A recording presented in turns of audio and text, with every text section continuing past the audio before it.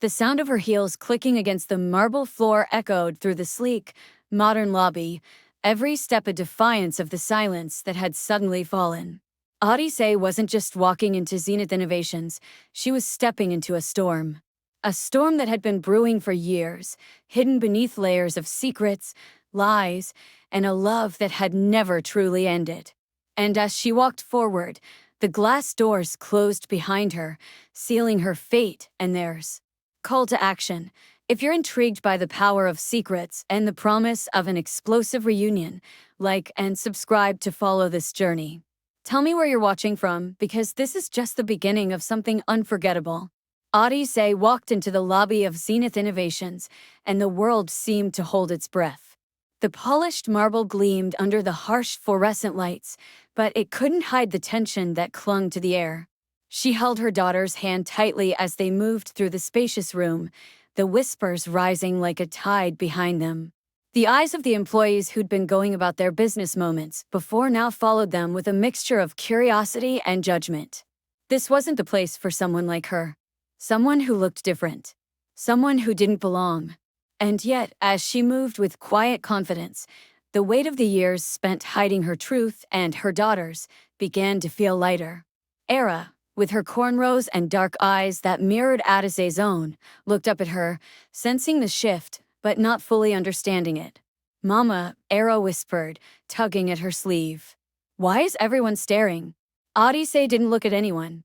Her gaze remained forward, fixed on the elevator across the room where, she knew, a much different world awaited.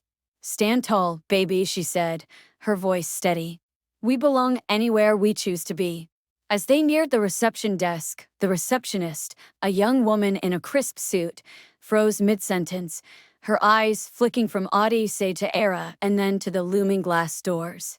"Do you have an appointment?" she asked, her voice faltering as she tried to recover her professionalism. "We're here to see CEO King Giant," Odyssey said, her tone cold, confident, as if she were stating a simple fact. It was a name she hadn't spoken in years, but one she could never forget. The receptionist hesitated, then turned to her headset, her hand trembling ever so slightly as she whispered into it. "A.D. Okono is here," she said, glancing back at them with an expression that shifted from professionalism to something darker. Odyssey didn't miss it. She saw the fear in the receptionist's eyes, a fear she knew too well. Odyssey glanced at Era, who tugged at her sleeve once more. "Mama, why are they all looking at us?" The child's voice was small, tentative, yet there was a strength behind it that Odyssey couldn't ignore. Era was proud of who she was, of where she came from. Odyssey's heart clenched as she bent down to meet her daughter's gaze. "Because, my love," she said softly, "they don't know what to do with us yet." The elevator doors opened just then, and he stepped out, just as she remembered him, tall, sharp, and impossibly handsome. King Giant, the youngest CEO in the company's history, the one who had stolen her heart all those years ago, only to disappear when it got difficult. Odyssey's stomach tightened as their eyes locked across the crowded lobby. For a moment, everything else fell away, the whispers, the stares, even Era's innocent gaze. It was just her and him, standing in the same room, and for the first time in over a decade, the walls she had built around her heart began to crack. Giant's phone slipped from his hand as he stepped toward them, his face draining of color. "No," he whispered under his breath. "This can't be real." Odyssey felt the stirrings of old pain at the back of her throat, but she pushed it down. "Look at her, Giant," she said, her voice hard now, the years of silence and loneliness cracking through. "Really look at your daughter." It was as if time had stopped. The room seemed to spin around them, the tension thick enough to cut. Odyssey watched as Giant's eyes traveled to Era, and then, finally, to her. His face shifted through a dozen emotions in the span of a heartbeat: shock, disbelief, recognition, and then, just before he could speak, panic. Around them, whispers began to ripple through the lobby. Phones came out, cameras pointed in their direction. The public spectacle had begun. "Father," Era said, her voice small, yet steady, as she bowed toward Giant. Giant staggered back, his hand gripping the marble wall for support. No, he whispered, again, as if trying to deny the truth standing in front of him. This isn't possible. His eyes flicked to Odyssey, his words faltering. Why no? After all these years, why show up now? Odyssey met his gaze with a coldness she hadn't known she was capable of. Because Era asked who her father was, she said, her voice firm.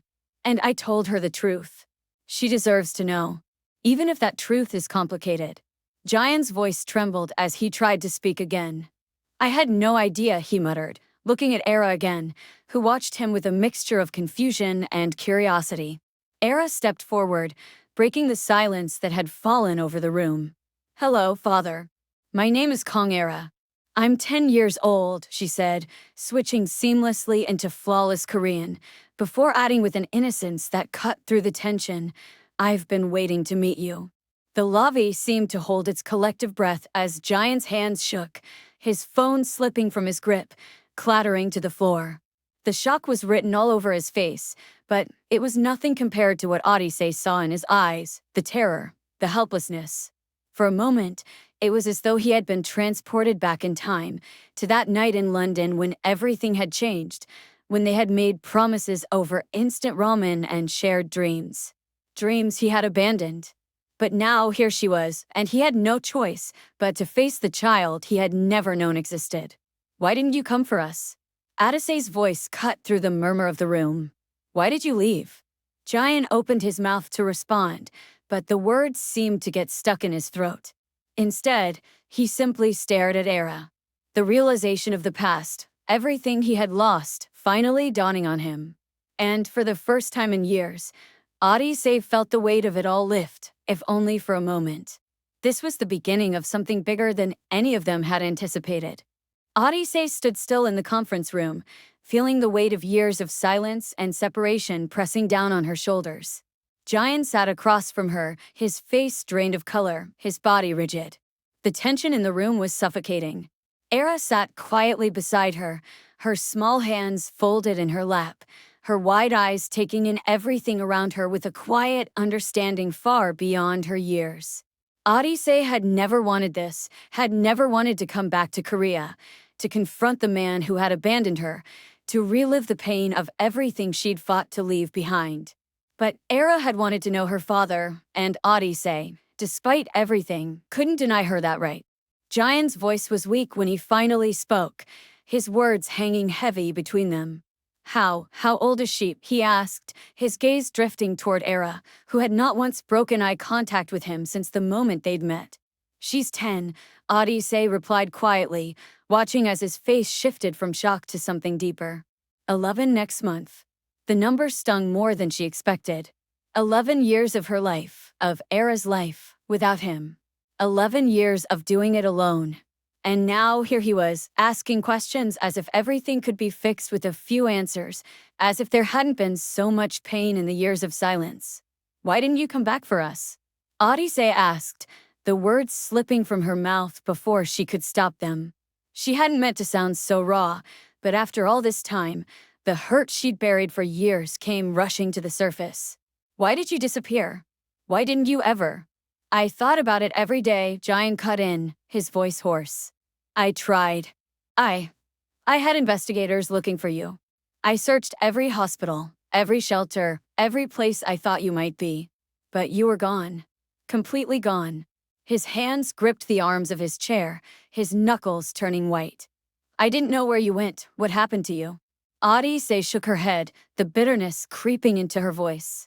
You didn't care enough to look past the surface, Giant. You didn't even try to understand.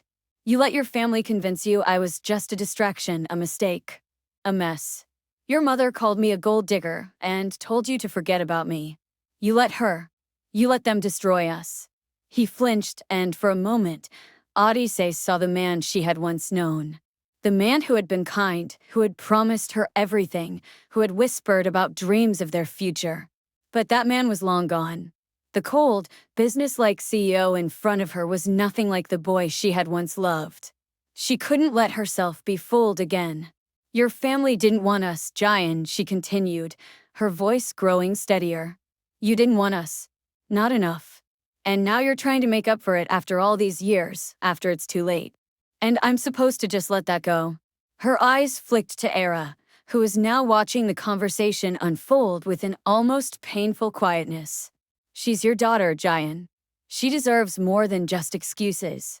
Jayan's gaze turned toward Era, his eyes lingering on the girl who looked so much like him. His face softened, and Odyssey saw the guilt wash over him, but it wasn't enough. It would never be enough. Era's voice broke through the silence. Why didn't you come see me sooner? Her words were quiet, hesitant, but they cut through the tension like a knife. She wasn't angry, not yet, but the disappointment was clear. She'd been told stories of her father, of the man who had abandoned her mother, of the man who had failed them both. And now, as she looked at him, trying to reconcile the stories with the reality of the man before her, it was clear that her innocence was slipping away. I was scared, Jayan admitted, his voice small, fragile in the face of Era's question. I didn't know how to fix everything. How to make it right. I didn't know how to face you. How to face her, he said, his eyes moving to Odyssey. I was a coward. I thought, maybe I could just keep going without you both. That things could just go back to normal. Normal. Odyssey's laugh was bitter. Jayan, you can't just pretend everything is normal. There's no going back to what we had. Not now. Not after everything. His eyes flickered, then hardened again. I've built this company, this life, on their terms. My family's terms. I didn't have a choice. It's not just me anymore. Everything I've done has been for them, for this company, for the future of my family. And where was your family when I needed help? Odyssey's voice rose, but she quickly reined it in. She couldn't let him get under her skin again. Not now. You chose them over us. Over me. And now, when everything's unraveling, you want me to let you back in like nothing happened? Like you didn't make it clear that we were never welcome in your world. Jayan didn't answer immediately, his eyes searching for something, anything, in her face. But there was nothing left for him to find. She had built walls so high and so thick, there was no way for him to get through. Do you love her? Era asked, looking at Jayan with an almost uncanny maturity. The question was so simple, but it carried the weight of years. The weight of a child wanting to know if she mattered. If she was loved. Do you love my mom? Jayan froze, his mouth opening and closing as though the words were caught in his throat. He began, but the words never fully formed. I did love her, he finally managed, the admission painfully slow, like pulling teeth. I do love her. But I let fear control me. I let everyone else control me. Odyssey felt a pang in her chest, a strange mix of sadness and anger. She had loved him too, but love hadn't been enough to keep them together. And now, as she looked at him, this man who had ruined everything, she wasn't sure if she could ever let herself believe in that love again. You had a chance, Jayan, she said, her voice flat, her gaze unwavering. And you lost it. His head dropped, his hands trembling slightly in his lap. But she wasn't sure it was guilt she saw in him. It was something darker. Something desperate. I've lost so much, he whispered. And I don't know if I can fix it. But I'm not going to run from this anymore. Odyssey stood, her hand instinctively reaching for Era's. Then prove it, she said, her voice cold and resolute. Prove it to her. But don't expect me to wait for you to get it right. And with that, she turned, pulling Era with her toward the door. The future was uncertain, the path unclear. But one thing was certain, nothing would ever be the same again. The days that followed the confrontation in the conference room were a blur for Odyssey. The weight of her decisions pressed down on her shoulders, but in her heart, there was a quiet knowing that she had made the right choice. She had come here to confront the past, to force Jayan to see the truth, and now, as they drove through the misty streets of Seoul, she knew that part of her was already moving forward. Era, her precious daughter, sat beside her in the back seat, eyes fixed on the city outside. She hadn't spoken much since leaving Zenith Innovations, but Odyssey knew that the silence wasn't born of fear. It was the silence of a child processing something monumental, something that couldn't be easily explained. When they arrived at their hotel, the weight of the day seemed to settle over them both. Era was quiet as they entered the room, and Odyssey could feel the tension that radiated off her. The encounter with Jayan had been overwhelming for both of them. For Era, it was the first time she had truly faced the man she had only ever heard about in fragments, pieces of stories told by Odyssey in the quiet of their London apartment, stories that spoke of love, betrayal, and the man who had never come back. And now, standing in front of him, Era had seen the raw truth of her father, a man who had once been part of their lives, but had chosen to disappear when things got hard. As Odyssey sat on the edge of the bed, she caught Era looking at her from across the room. The girl's gaze was intense, as if she were trying to piece together the emotions that had been swirling in the air between them all day. Finally, Era spoke, her voice small but filled with the wisdom that Odyssey had seen blossoming in her over the years. "Do you think he'll ever change, Mama?" Odyssey paused, the question catching her off guard. She had known it was coming, but hearing it from Era's lips made the weight of the uncertainty all the more real. The truth was, Odyssey didn't know if Jian would ever truly change. She didn't know if he was capable of becoming the man he needed to be for Era or for himself. But what she did know is that she couldn't wait around for him to figure it out. "I don't know, baby," Odyssey said softly, her voice steady despite the storm brewing inside her. "People can change, but it doesn't always happen when we want it to. And sometimes, it takes losing everything before we realize what's important. What matters most is that you know you're loved. By me. By your aunties. By everyone who cares about you. We don't need anyone else to tell us our worth." Era nodded slowly, her eyes still distant, as if she were turning over the fragments of the day in her mind. Odyssey could see the pain in her daughter's eyes, the hurt of rejection, the confusion of seeing her father for the first time and feeling the weight of his absence all at once. Odyssey knew that the road ahead wasn't going to be easy for Era, but she also knew that Era was strong. Stronger than she realized. The next morning, after a restless night filled with dreams of the past and the future, Odyssey and Era were woken early by a knock at the door. Odyssey's heart skipped a beat as she opened it, half expecting to see Jian standing there, ready to beg for forgiveness, for a second chance. But it wasn't Jian. It was a man in a sharp suit, his expression unreadable. "Miss Okonkwo," he asked, his voice formal. "I'm with Zenith Innovations' legal department. We need to discuss the matter of your paternity claim." Odyssey's stomach sank. She had known this moment was coming, the moment when Jian's family would try to erase them from his life once more. It was inevitable. Mrs. King would never allow her son to be publicly tied to a child he had abandoned, not without making sure the world knew just how much he had sacrificed for his family's reputation. "I'm not interested," Odyssey said quickly, her voice firm as she stepped back from the door. "And I don't need any more of your family's interference." The lawyer didn't flinch. "We're prepared to offer a substantial sum in exchange for your discretion, Miss Okonkwo," he said, holding up an envelope. "A settlement. It's a generous offer." Odyssey's heart hammered in her chest. She had expected this, but it didn't make it any easier. Mrs. King had always been calculating, always playing the long game. The offer was no surprise. It was an attempt to make her disappear, to erase Era from the picture and buy their silence. But Odyssey had made a promise to herself the day she left London that she wouldn't be silenced again. "Not for money. Not for anything.